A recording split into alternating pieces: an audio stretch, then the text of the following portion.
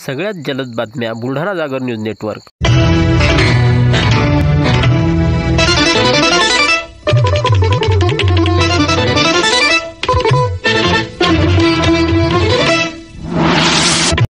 नमस्कार, मी दुर्गा. आपण पाहत आहात बुलढाणा जागर न्यूज नेटवर्क. कोरोनाने दगावलेल्या रुग्णांना विनामूल्य ॲम्ब्युलन्स उपलब्ध करून द्यावी. राजे छत्रपती शिवाजी महाराज स्वराज्य विचार मंच महाराष्ट्र राज्याच्या वतीने समाधान चिंचोले यांची मागणी. मी समाधान चिंचोले, राजे छत्रपती शिवाजी महाराज स्वराज्य विचार मंच महाराष्ट्र राज्याच्या वतीने कोरोनाने दगावलेल्या रुग्णांना विनामूल्य ॲम्ब्युलन्स उपलब्ध करून द्यावी अशी मागणी जिल्हाधिकारी यांच्या मार्फत मुख्यमंत्र्यांकडे ऑनलाईन केलेली आहे. कोरोनाने मृत झालेले रुग्ण हॉस्पिटलच्या बाहेर किंवा हॉस्पिटलमध्ये पडताना आपणास दिसत आहे. त्यांना नेण्यासाठी काही ॲम्ब्युलन्सवाले रुग्णांच्या नातेवाईकांना 5 ते 10 हजार ची मागणी करतात. त्यांचे अंतिम संस्कार करण्यासाठी 5 ते 10 हजार रुपये आणायचे कुठून असा प्रश्न गोरगरीब जनतेमध्ये पडलेला आहे.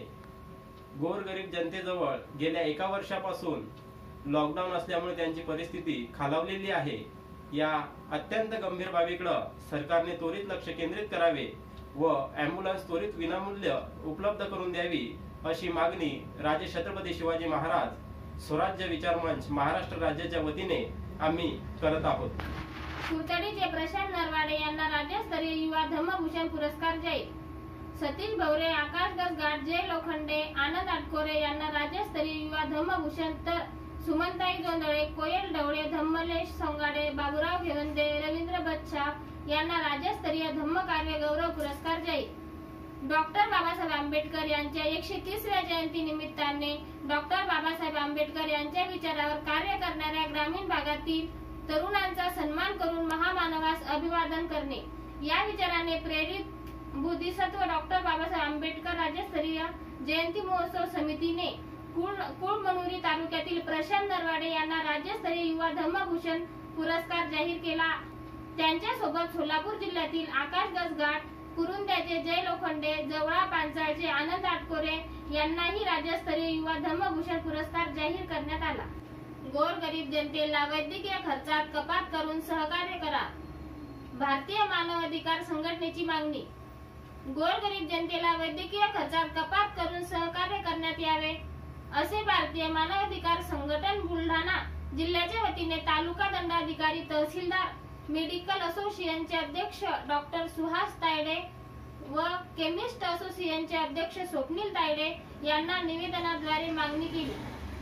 खाजगी क्षेत्रातील डॉक्टर्स बांधवांना आणि वैद्यकीय क्षेत्रात काम करणाऱ्या तसेच औषध विक्रेते सर्वांनाच विनंती करण्यात येत आहे. आजच्या कोरोना महामारीच्या कठीण प्रसंगात तुमच्याकडून सगळं चुकतंय असं नाही, परंतु आपण फक्त पैसा मिळवण्यासाठी काम करत नसून कोरोना संक्रमणात अडकलेल्या प्रत्येक मानवाला म्हणजेच रुग्ण आणि त्यांचे नातेवाईक यांचे प्राण वाचविण्यासाठी प्रयत्न करीत आहात. परंतु काही गोरगरीब रुग्ण व त्यांचे नातेवाईक अक्षरशः रडत आहेत. इतके पैसे आणायचे कुठून आणि पैसे उपलब्ध झाले नाही तर डोळ्यासमोर माणसं मरू द्यायची का?